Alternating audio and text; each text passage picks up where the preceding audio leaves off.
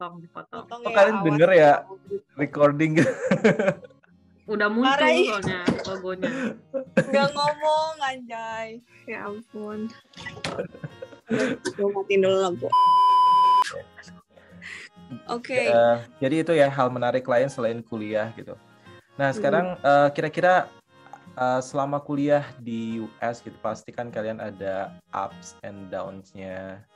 Terus ada gak sih cerita yang paling menyedihkan atau orang-orang tuh paling ngelihat kita tuh kayak misalnya kok enak Happy. ya jalan-jalan Happy. terus misalnya di IG misalnya pada posting, happy kelihatannya, terus Nggak punya IG.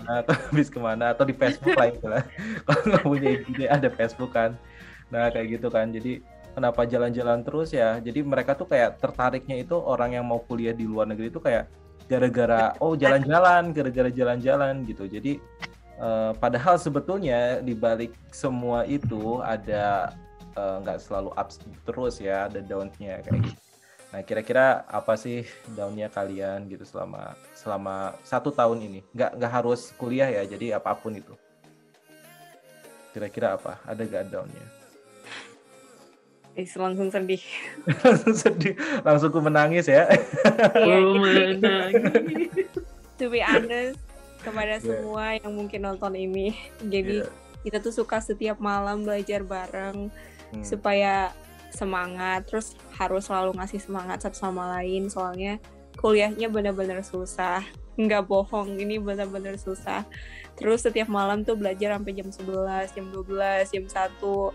Ini saksi matanya Kak Budi, Kak Bella. Abis itu karena udah stres banyak banget tugas, pasti nyanyi lagu Teh Rosa yang menangis, membayangkan. Terus kita ngerubah lagunya lagi kan? Masih apa sih, ada aku bisa, aku pasti bisa. Sekarang supaya positif. Theme songnya tuh aku bisa. Aku pasti bisa. Iya. Iya betul.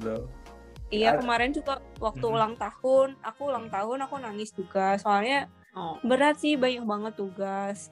Dan juga gimana ya, tuntutan dari supervisor. Terus ada juga kan cita-cita yang ingin diraih. Terus kadang juga ketika banyak tugas dan mau ujian, pasti bertanya-tanya, what am I doing with my life? Apakah worth it melakukan semua penderitaan ini, kayak gitu. Jadi kuliahnya bagus, dosennya bagus, tapi benar-benar kamu juga diujinya dengan bagus juga gitu. Jadi ya gitulah. Ngertilah Kak Budi, Kak Bella. Mungkin Kak Bella atau Kak Budi. Dan ini sebetulnya ini kan double degree kan, jadinya tuh. Waduh. Nah itu dia, jadinya mungkin beratnya. Kan? Enggak, maksudnya beratnya itu kan di situ sebetulnya. Kalau misalnya cuma 1 degree aja double beratnya ya, normal lebih lah gitu. Iya, lebih normal lah ya. Ya, dan ini double degree lagi, maksudnya kayak dan nggak linear ya, maksudnya betul-betul wah. Tapi masih berikatan pastinya kan antara sih berkaitan. Jadi yang satu ekologi, yang satu statistik. Terus kemarin juga waktu proses daftar ke statistiknya, proses seleksinya, proses ke beasiswanya, wah luar biasa, dahsyat ya.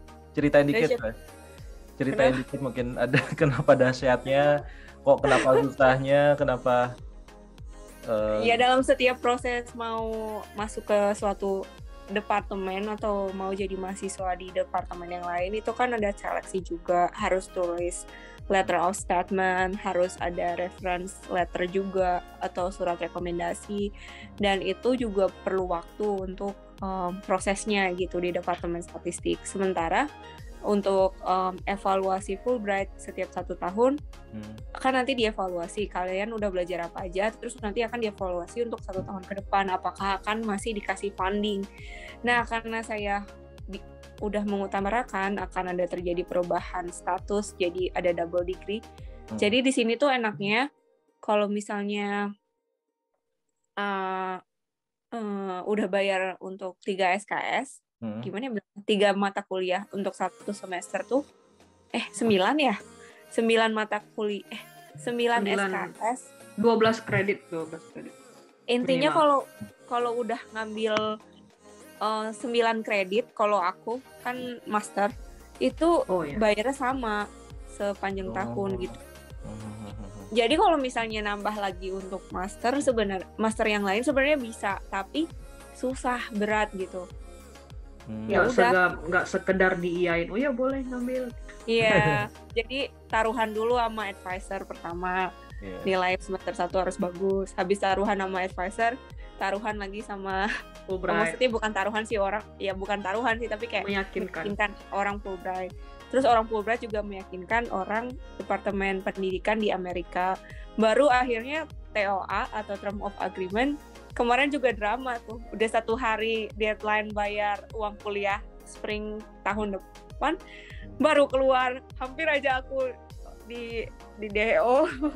Oh gitu.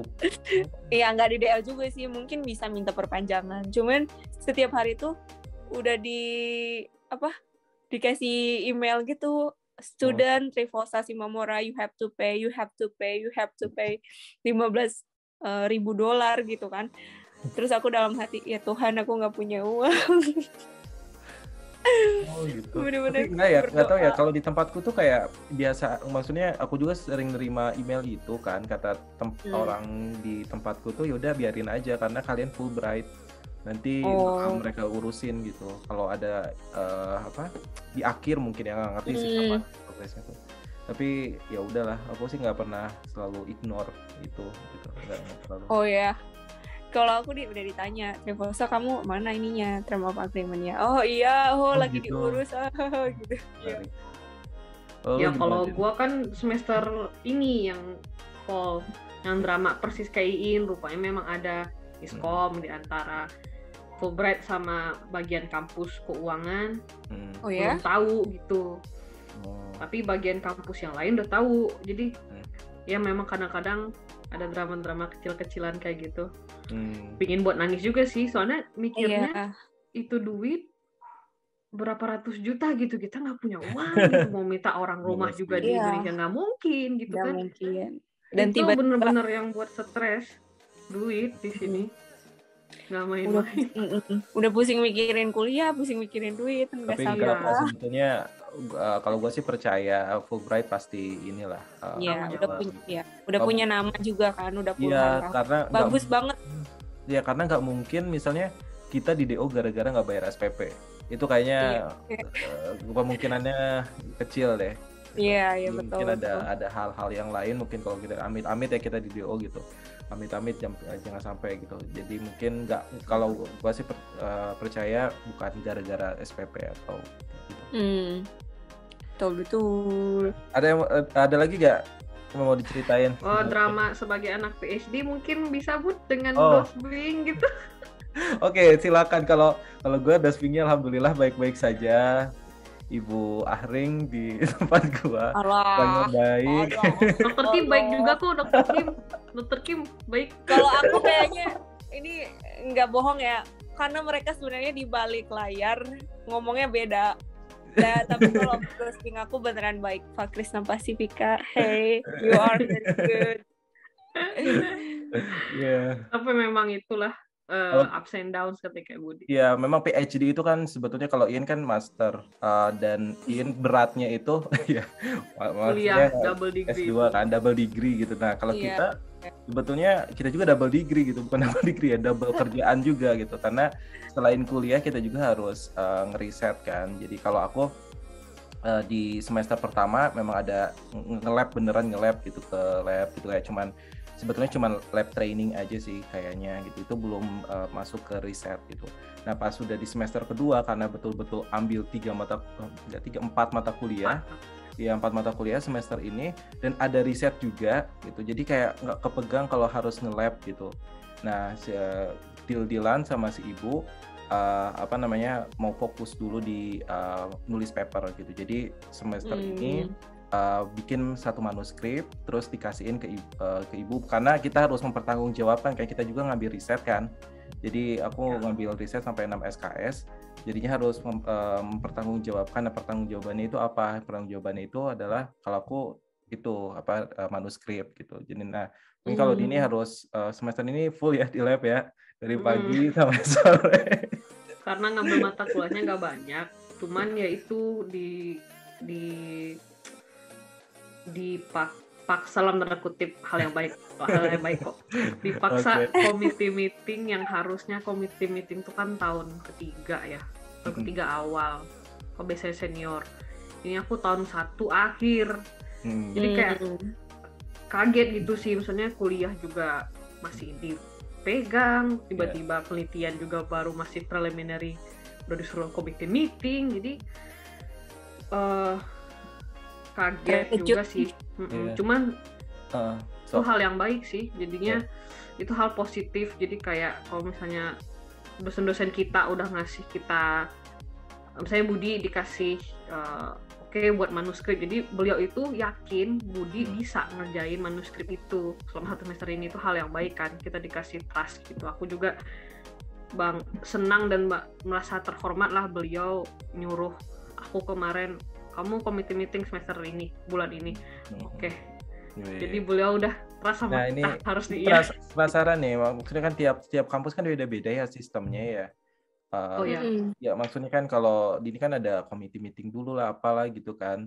Kalau aku langsung ke nanti si ibunya dan advisorku kayak ini komitinya, terus nggak ada, biasanya sih jarang ada committee meeting kayak gitu. Jadi committee meeting paling cuman say halo doang gitu, kayak ini perkenalan saya mahasiswa bimbingannya, terus itu pun nggak terlalu penting gitu, jadi langsung prelim pas, bahkan ada beberapa kasus kayak langsung ke prelimnya itu. Prelim itu kayak gimana ya, untuk mendapatkan PhD candidate tuh ada tahapan itu namanya prelim gitu.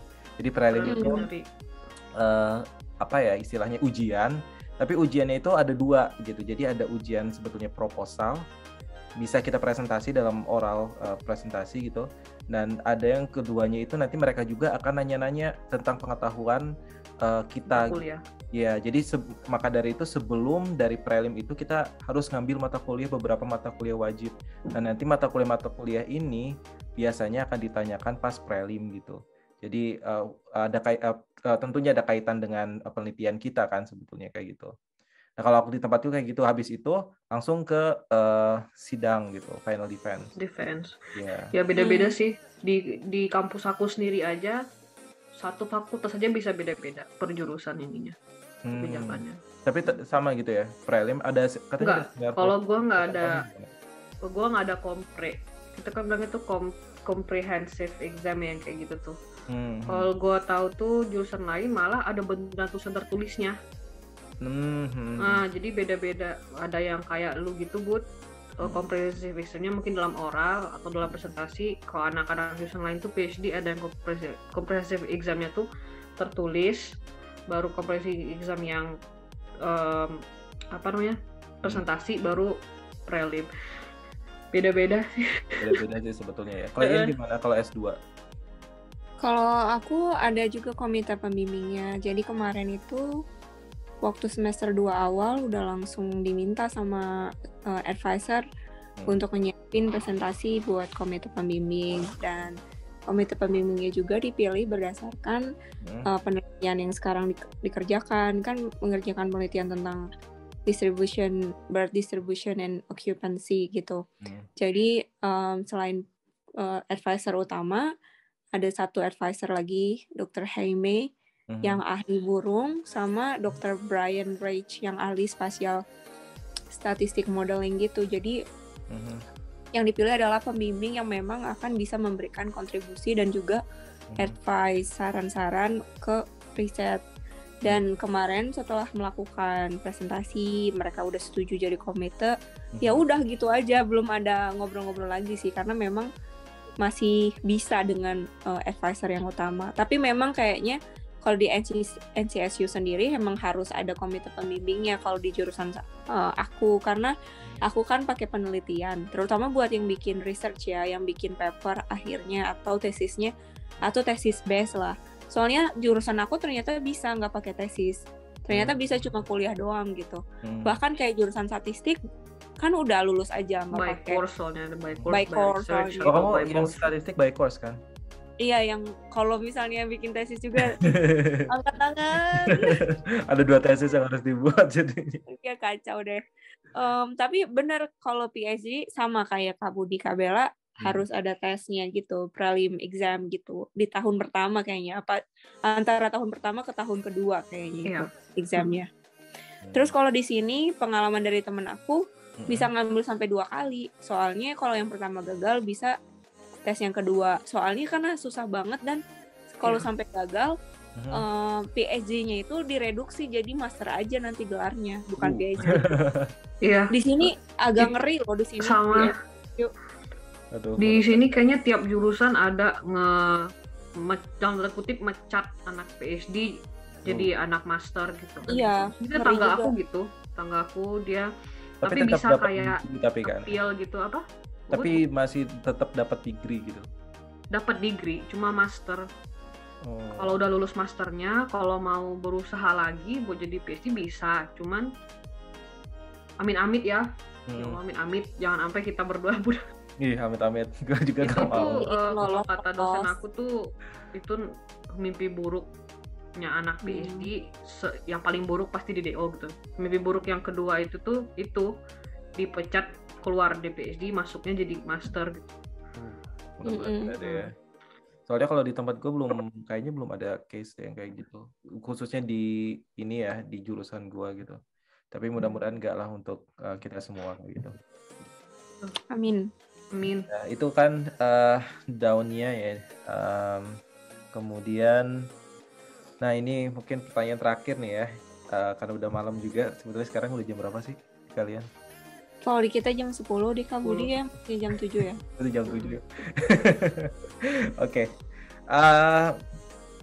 Nah, jadi kan udah 1 tahun nih di US gitu. Apa sih, ada perkembangan nggak sih dalam diri kalian gitu? Jadi ketika kalian pertama kali datang di US sampai sekarang gitu, apa aja sih dalam hal kayak karakter lah, kemudian ada hal-hal yang berubah gak sih gitu? Mungkin kalian juga punya paradigma persepsi tentang Amerika dulu, yang dulu gitu, persepsi kalian yang dulu tentang Amerika kayak gimana, dan yang sekarang tuh sebetulnya Amerika kayak gimana gitu, kira-kira apa tuh? Yang itu deh, personality kalian dulu, maksudnya ada gak sih karakter yang ternyata berubah banyak gitu? Wah, kita udah saling kenal lumayan lama ya. Bertahun-tahun gitu kita kenal satu sama lain. Kira-kira kira-kira. Ini tuh kayak kita komentarin diri sendiri kan, bukan komentarin diri sendiri. Kalau aku sendiri merasanya itu jadi bisa lebih dewasa, terus jadi kayak semakin belajar, semakin menimba ilmu di sini, semakin dimurnikan kembali gitu. Apa ya bilangnya? Semakin dipertajam lagi niatnya, maunya apa, kedepannya apa, karena melakukan master 2 tahun dengan penuh penderitaan, maksudnya banyak tantangan tuh nggak mudah. Jadi ketika setiap kali ada tugas, ada sesuatu, jadi punya keteguhan hati yang lebih tinggi lagi dan lebih dalam lagi dibanding sebelumnya gitu. Jadi lebih mau berusaha lagi, berjuang. Terus juga jadi lebih sayang orang tua, keluarga, karena sekarang terpisah jarak dan juga waktunya beda banget, menghubungi mereka juga nggak mudah kan. Jadi sekarang sangat-sangat menghargai hubungan dengan keluarga dan bersyukur banget masih punya keluarga yang selalu support. Sama buat teman-teman juga, teman-teman yang udah jaraknya jauh tapi masih bisa berkomunikasi dan mau ngejaga hubungan tuh penting banget sih. Jadi aku sekarang jadi lebih care sama yang namanya relationship gitu, kayak sama Kak Beudi, Kak Bella, bersyukur banget bisa punya kayak kalian tuh kayak safety net aku lah, kayak adalah kalian yang bisa aku berbagi gitu, karena kan yang buat lari berjuang sama-sama di sini, lari bareng-bareng di sini tuh kalian gitu yang bisa benar-benar lebih dekat dibanding keluarga yang jauh di sana. Jadi menurut aku dari segi karakter aku banyak lebih dewasa, banyak lebih bersyukur, dan banyak lebih belajar mengenal diri sendiri. Kamu maunya apa? Kamu mau gimana? Visi kamu apa gitu. Terus kalau yang buat Amerika sendiri, dulunya mikir Amerika tuh kayak film-film Hollywood ya, kerjaannya mungkin mabuk-mabukan, pesta, terus hubungan bebas kayak gitu-gitulah. Tapi ya ternyata ketika sampai di sini mahasiswanya sopan, ramah. Ya itu yang mabuk-mabukan, yang pesta cuma di film ya. Kadang film suka melebih-lebihkan, dan mungkin juga ada student yang mabuk-mabukan ada. Tapi di kelas rajin tuh yang begitu. Udah susah mata kuliahnya, pelajarannya susah, uang kuliah mahal. Menurut aku mahasiswa yang baik kebanyakan nggak ada yang kayak gitu. Ya ada kalau mereka mau pergi weekend misalnya, tapi bener-bener nggak seperti yang kalian bayangkan teman-teman. Nggak tahu kenapa ya, mungkin kita udah terlalu punya pikiran yang salah gitu tentang Amerika. Betul. Gara-gara film kali ya, atau gara-gara paham-paham apa. Tapi ketika di sini semua orang baik, normal, civilized, gimana ya bilangnya? Normal lah. Berjuang bersama gitu, belajar bersama. Iya betul. Lu gimana, Den? Nyambung, gue sih yang paling intinya tuh kalau kata anak-anak sekarang open minded. Jadi kayak gue tuh dulu kayak ada stereotype orang-orang nih kayak tadi bilang, gitu anak-anak Amerika pergi kan, gue muslim berjilbab gitu, hati-hati nggak sholat ntar kalau sana temennya sama gini jilbabnya ntar dilepas gitu. Kayak malah di sini tuh ya gue nggak bisa kayak ngejudge kalau yang tukang kalau Sabtu Minggu mabuk-mabuk kayak orang gila di bar, tapi di kelas tuh mereka benar-benar sangat tanggung jawab sama tugas kelompok. Itu tuh hal yang menurut gue di Indonesia gue sering berantem sama orang karena tugas kelompok tuh aneh-aneh. Gue juga sering berantem karena guanya juga nggak bener. Tapi di sini tuh pada bener gitu, mau dia kayak gimana juga bandelnya, cuman di kelas tuh kayak bener-bener dia passion sama kuliah, walaupun dia misalnya nggak ngerti nih, dia nggak akan yang gimana ya, nggak tahu deh, bertanggung jawab lah ya. Belajar nggak boleh nge-stereotypin orang. Mau misalnya dosen orang nih kita ngelihat dia tatoan atau bentuknya gimana IWO, kalau di Indonesia kayaknya nih orang nih cowok pasti preman atau nih cewek PNS. Rupanya kalau kita ngobrol, rupanya profesor sendiri gitu. Jadi kayak gitu. Jadi nggak bisa. Aku juga nggak bisa tuh misalnya di sini. Aku dulu Budi lah yang mungkin paling tahu. Aku tuh daftar beasiswa banyak. Fulbright ini paling bawah lah prioritas karena takut pada Islamofobi, rasis gitu-gitu. Enggak, di sini malah pada baik. Jadi kan? Jadi kayak aduh, kok belajar. Aku Daniin sih paling suka nasihatin aku, kakak nggak boleh parno, nggak boleh ini ya. Itu benar-benar pelajaran di sini. Orang yang bentuknya paling horor malah kalau lagi traveling tuh malah yang ngebantuin. Jadi kayak aduh, emang kita harus waspada, perlu. Cuman kayak bener-bener negatif thinking ke orang tuh dikurang-kurangin. Malu di sini gitu. Malah yang kayak gitu baik, malah kayak gitu tuh gimana. Jadi ya kita soalnya kan tumbuh besar di Indonesia 20 tahun lebih diajarinnya yang bentuk ABC jahat. Untuk ABC nggak boleh jadi teman. Tapi di sini nggak sesimpel itu. Betul. Iya betul. Banyak warna orang. Aku suka banget di sini orang-orang bisa lebih bebas mengekspresikan diri. Tapi ya memang kita tetap harus ngikutin norma-norma adat kita Indonesia sih. Cuman aku suka karena di sini orang bisa dikasih wadah dan juga dihormati bukan karena penampilan luar mereka seperti yang Bella bilang. Jadi penampilan luar itu nggak jadi penilaian yang utama gitu. Misalnya mungkin ya di Indo masih ada orang yang kalau dia bertato pasti dianggapnya negatif gitu, konotasi negatif. Kalau di sini orang yang bertato ya biasa aja. Bahkan dosen-dosen aku banyak yang tatoan ya. Banyak tatoan luar biasa sekali. Gayanya atau yang bajunya seksi, mikirnya nggak berpendidikan. Aduh, profesor jangan-jangan itu gitu.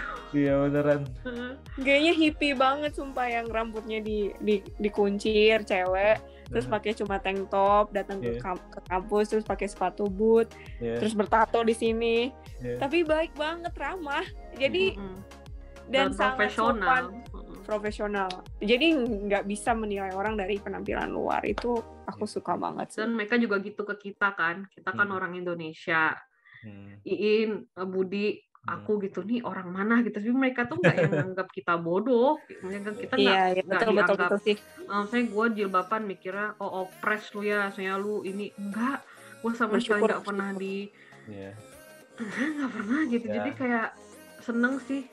pada baik. Jadi jangan pada takut ya kuliah di Amerika gara-gara hal-hal negatif di luar sana yang bilang Amerika kayak gini. Sebetulnya pada kita merasakan sendiri sih di sini. Kita yang ngerasain sendiri di sini selama 1 tahun, dan alhamdulillah kita nggak ada hal-hal negatif yang kita terima di sini gitu. Orang jahat ada di mana aja. Iya, orang jahat pasti ada di mana aja kayak gitu. Oke, mungkin itu aja kali ya untuk video kali ini. Cukup panjang sekali videonya. Kayaknya bisa dibagi 2 deh. Iya, kayaknya nanti mungkin dibagi 2. Mungkin terus nanti ini kayak update gitu ya, update 1 tahun. Kayak malam ini aku mau ini deh, apa namanya? Aku upload ya. Kita lihat saja nanti bagaimana. Oke. Jadi makasih buat Dini dan Iin atas cerita-ceritanya, semoga bermanfaat. Dan jadi mungkin aku kasih kesimpulan dikit sih sebetulnya. Jadi buat teman-teman di sini yang pengen kuliah di Amerika, jangan takut gitu.